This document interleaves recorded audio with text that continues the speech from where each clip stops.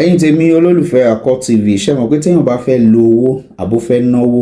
àbó fẹ́ gbọ́ bùkátà kan tó yẹ pé ó ń rí ná ó ń rí lò anytime tó bá ti fẹ́ náwó it is always available just like water a wá sọ pé money na water because omi máa ń wà available all the time bẹ́ẹ̀ tí ò bá rí ná tí ò rí jẹ tó yẹ pé ó ń struggle láti náwó ṣé mọ̀ arówó bíi gold tó jẹ́ pé ó scarce ọlọ́run á fi wá lọ́kàn balẹ̀ ọlọ́run á pèsè fún wa níbi pé gbogbo bàtà bá ti fẹ́ náwó ó máa wà available fún wa ẹ bá mi subscribe ẹ bá mi like ẹ share ẹ dẹ̀ comment money na water ẹ wo fídíò yìí ẹ rí pé lọ́fà.